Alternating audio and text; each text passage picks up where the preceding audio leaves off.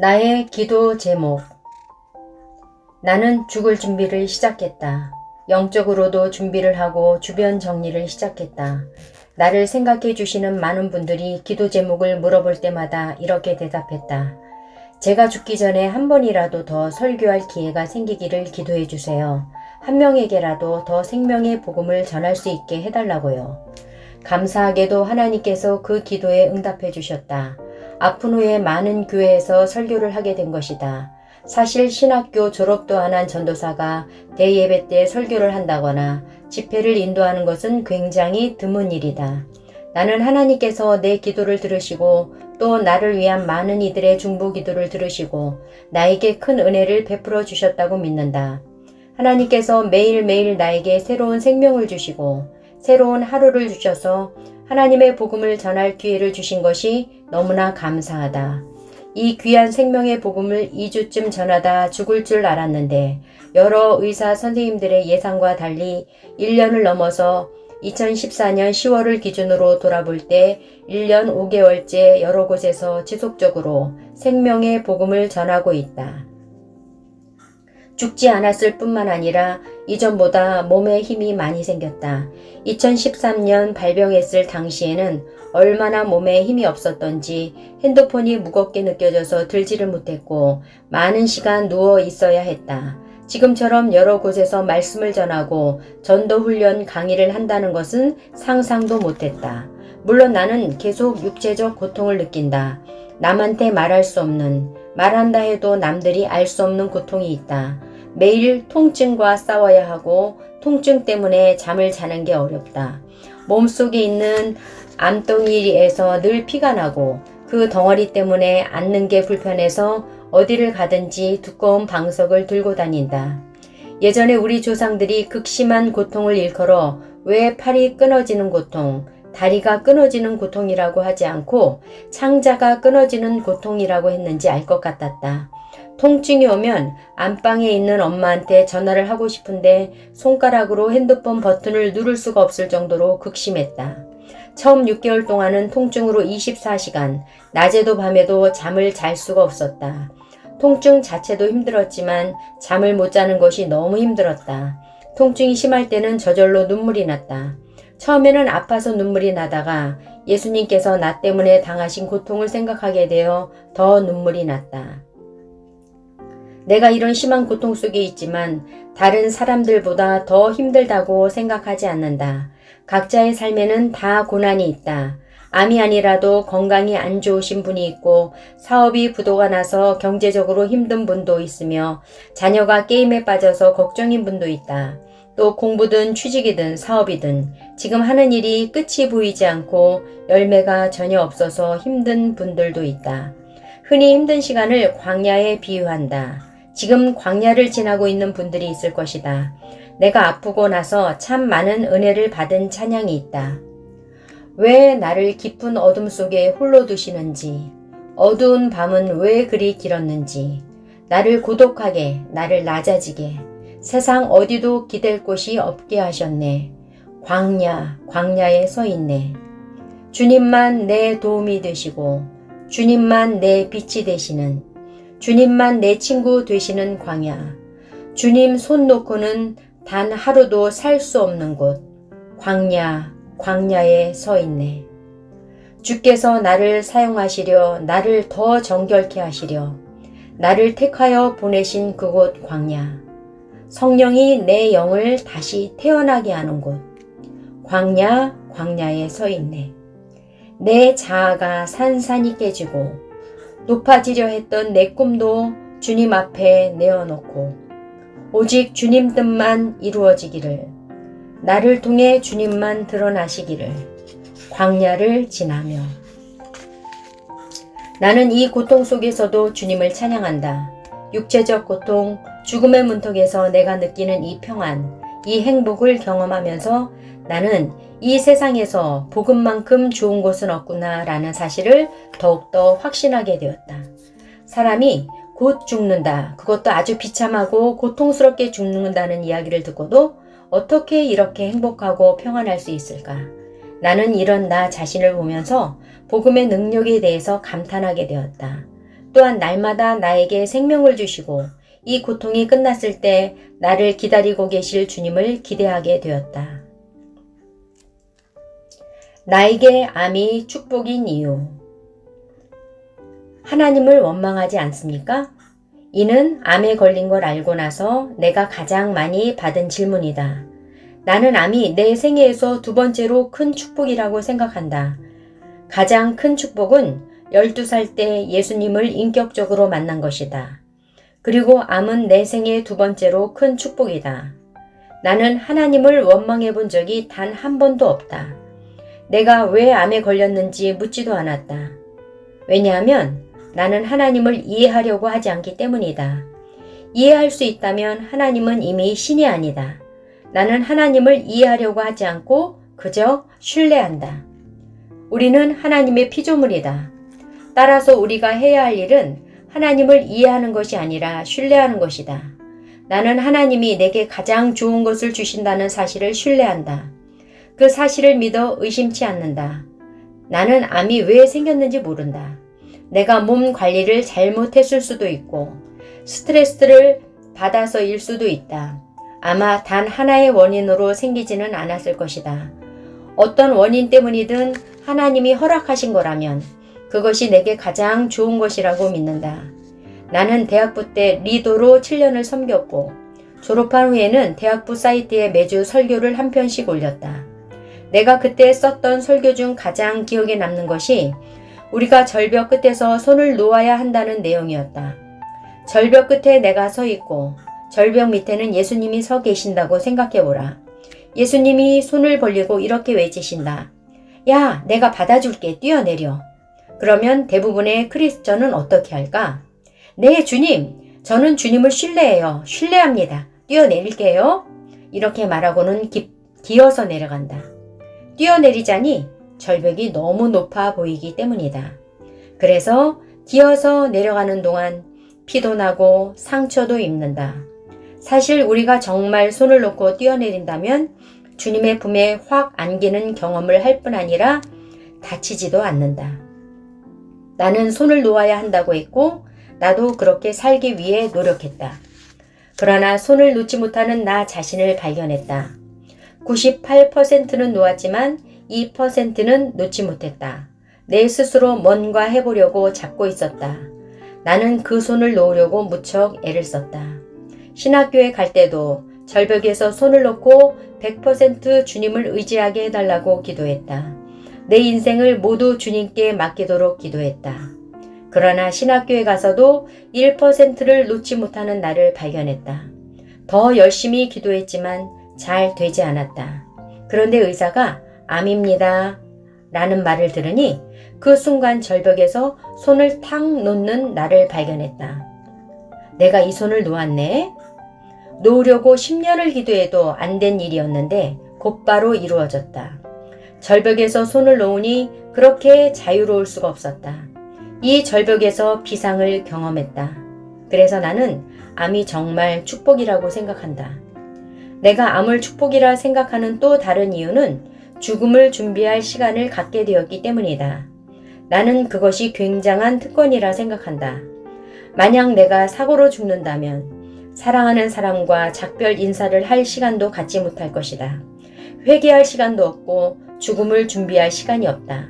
그러나 나는 죽음 앞에서 준비할 시간이 있다. 정말 큰 축복이다. 죽음을 생각해보고 계획도 하고 인사도 하고 미안했던 사람에게 진심으로 미안했다고 고백도 하고 내 사랑을 진심으로 표현할 수도 있다. 내 마음을 표현할 기회가 있음에 정말 감사하다. 마지막으로 암이 내 생에 가장 큰 축복인 이유는 하나님이다. 내가 신학교에 갔을 때 사람들이 왜 신학교에 왔는지 물었다. 신학교에 진학한 포부가 저마다 거창했지만 나는 사실 딱 하나였다. 주님께 집중하는 것이었다. 그때까지 나는 너무 바쁘게 살았다. 힘들게 사느라 주님께 집중할 시간이 없었다. 신학교에 가서 주님을 더욱 친밀하게 경험하고 말씀을 깊이 묵상하는 시간을 갖고 싶었다. 저는 주님과 가까워지고 싶어서 신학교에 왔습니다. 그런데 암에 걸린 후로 주님과 100만 배 더 가까워졌다. 그러니 내게 있어 암에 걸린 것은 정말 감사한 일이다. 신학교 진학과는 비교할 수 없이 하나님과 가까워졌기 때문이다. 고통과 아버지의 마음. 무엇보다 나는 이 고통의 시간을 통해서 아버지의 마음을 알게 되었다. 나는 암에 걸리기 전에도 몸이 많이 아팠다. 별명이 움직이는 종합병원이었다. 그때는 이 고통을 통해서 더 주님께 나아간다고 생각했다. 사람은 모든 일이 잘 되면 주님을 간절히 찾지 않고 도리어 고난을 당할 때 주님을 찾게 되고 작은 것도 주님께 감사하며 나아간다고 생각했다. 실제로 그런 사람들을 많이 봤고 나도 그랬다. 그런데 암에 걸린 후에 새롭게 깨달은 것은 아버지께서 내가 고통당하는 걸 원하지 않으신다는 사실이다. 아버지는 내가 고통당하는 것을 원하지 않으심에도 불구하고 어쩔 수 없이 내가 고통당하는 것을 허용하신다는 것을, 그리고 내가 고통당할 때 나보다 더 아파하신다는 것을 알게 되었다. 사람들이 암에 걸린 나를 위로하고 싶어서 해주시는 말씀이 대부분 비슷하다. 많이 들은 말 중 하나가 죽은 나사로도 살리신 주님께서 너도 살려주실 거야 였다. 나사로 이야기에서 많은 이들이 예수님께서 죽은 나사로를 살려주신 것에 주목한다. 그런데 나는 다른 부분에 주목했다. 요한복음 7장에 보면 예수님은 나사로가 병들었다는 소식을 들었을 때 당장 가지 않으셨다. 예수님께서는 당장 고쳐주실 수 있는 능력이 있으셨다. 그런데 이틀을 더 유하셨고 그 사이에 나사로가 죽고 말았다. 우리 중에 고난을 좋아하는 사람은 아무도 없다. 다들 자신의 문제가 빨리 해결되길 바란다. 아픈 사람은 빨리 건강하기를 바라고, 결혼 못한 사람은 빨리 결혼하길 원한다. 자식이 없는 사람은 빨리 아이를 낳고, 사업이 망한 사람은 빨리 돈을 벌고, 공부하는 사람은 빨리 학위를 따고, 직업이 없는 사람은 빨리 취직하기를 바란다. 그러나 현실은 그렇지 않다. 당장 문제가 해결되지 않는다. 그러면 이런 생각이 든다. 아니, 하나님은 날 사랑하신다면서 해결해 줄 능력도 있으시다면서 도대체 왜 내 문제를 당장 해결해 주시지 않는가? 이 대한 답은 나는 나사로의 이야기에서 발견했다. 예수님께서는 왜 나사로를 당장 고쳐주시지 않았는가? 주님께 불가능은 없다. 첫째, 예수님께는 죽은 사람을 살리는 것이나 자는 자를 깨우는 것이 똑같기 때문에 꼭 죽기 전에 빨리 가실 필요가 없으셨다. 우리 친구 나사로가 잠들었도다. 그러나 내가 깨우러 가노라. 요한복음 11장 11절. 빌립보서 4장 6절에는 아무것도 염려하지 말고 다만 모든 일에 기도와 간구로 너희 구할 것을 감사함으로 하나님께 아뢰라 라고 한다. 그런데 우리는 보통 거꾸로 한다. 모든 것을 염려하면서 기도는 안 한다. 이 말씀은 무조건 아무것도 염려하지 말라고 강요한 것이 아니다. 아무것도 염려할 필요가 없기 때문에 아무것도 염려하지 말라고 한 것이다. 모든 것이 예수님께는 너무 쉽다. 죽은 사람을 살리는 것도 쉽다. 그 능력에 예수님께서 당신과 함께 하시고 당신을 당신 자신보다 더 사랑하신다. 그래서 아무것도 염려할 필요가 없는 것이다. 그분이 당신의 필요보다 당신을 더 잘 알기에 그 필요를 채워주실 것이다. 나는 의사가 얼마 못 산다고 이야기했을 때 전혀 실망하지 않았다. 왜냐하면 절망할 필요가 없기 때문이다. 어떠한 상황 속에서도 하나님께서 나에게 가장 좋은 것을 주신다는 것을 확신한다. 이 병에서 낫는 것이 필요하다면 고쳐주실 것이고, 죽는 것이 더 좋다면 천국에 데려가실 것이다. 이 땅에서도 예수님과 함께 사는 것이고, 죽어서 천국에 가서도 예수님과 함께 사는 것이다. 그러니 죽을 병 든 것이 나에게는 절명할 일이 아니다. 당신도 지금 힘들 수 있다. 그러나 아무 염려하지 말라. 당신이 가진 모든 문제는 예수님께는 너무나 쉽다. 염려할 필요가 없다. 아무것도 염려하지 말고 모든 일에 기도와 간구로 감사함으로 아뢰라. 아버지께서 당신에게 무엇이 필요하고 무엇이 당신에게 가장 좋은지 다 알고 계신다. 진정한 믿음을 갖게 한다. 둘째, 우리로 하여금 하나님을 믿게 하시려는 것이다. 요한복음 11장 15절을 보자. 내가 거기 있지 아니한 것을 너희를 위하여 기뻐하노니 이는 너희로 믿게 하려 함이라. 그러나 그에게로 가자 하시니. 예수님은 나사로가 죽게 되었을 때 그 현장에 안 계신 것을 기뻐한다고 하셨다. 왜일까? 우리의 믿음이 연약한 걸 아셨기 때문이다. 우리는 죽은 사람이 살아나는 것 정도는 봐야 예수님을 믿을 정도로 연약한 사람이다.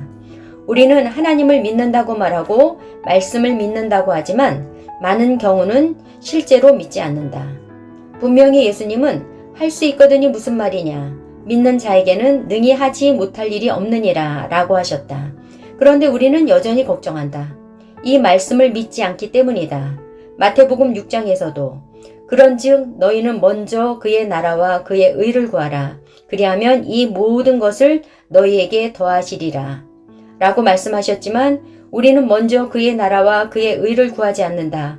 이 말씀을 믿지 않기 때문이다. 하나님은 우리 믿음이 연약하여 우리가 보기에 불가능한 문제들이 해결되고 고난이 기쁨으로 바뀌는 것을 봐야만 우리가 하나님을 믿게 될 것을 아셨기 때문에 고난을 잠시 허락하시는 것이다.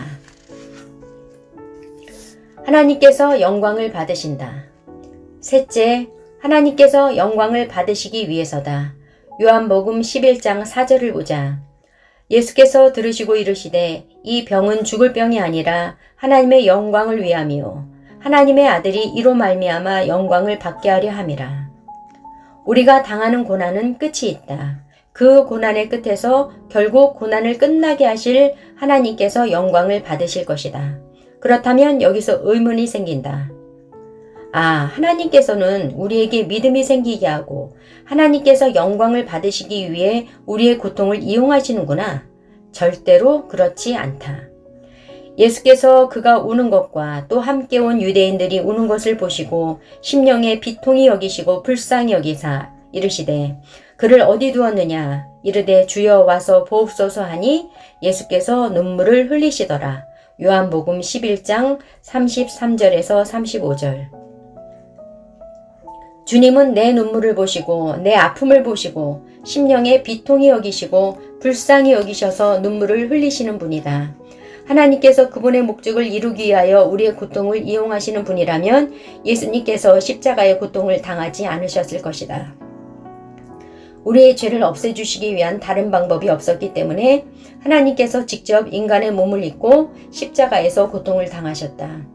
우리가 고통을 당하지 않으면 안 될 이유가 있기 때문에 어쩔 수 없이 허락하시지만 할 수만 있다면 우리가 고통을 안 당하도록 대신 그 고통을 지고 싶으신 것이 아버지의 마음이다. 나의 죄 때문에 내가 십자가에서 죽어야 되는데 나 대신 죽으셨다는 것만 봐도 아버지의 마음을 알 수 있지 않은가. 고통이 오랜 시간 동안 계속되면 너무 힘든 나머지 하나님께서 날 사랑하신다면 이럴 수가 있나. 하나님께서 정말 계시다면 나를 이렇게 내버려 두실 수가 있나 하는 의심이 들 수도 있다. 이때 예레미야가 3장 33절을 꼭 기억하라. 주께서 인생으로 고생하게 하시며 근심하게 하심은 본심이 아니시로다. 우리를 고생하게 하고 근심하게 하는 것은 하나님의 본심이 아니다. 그렇다면 하나님의 본심은 무엇일까? 하나님이 지으신 그 모든 것을 보시니 보시기에 심히 좋았더라. 창세기 1장 31절.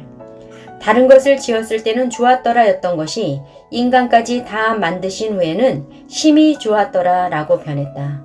이것이 하나님의 본심이다. 너를 보니 내가 심히 좋다. 이것이 하나님의 본심이다. 당신도 자신이 싫어질 때마다 이 하나님의 음성을 듣기 바란다.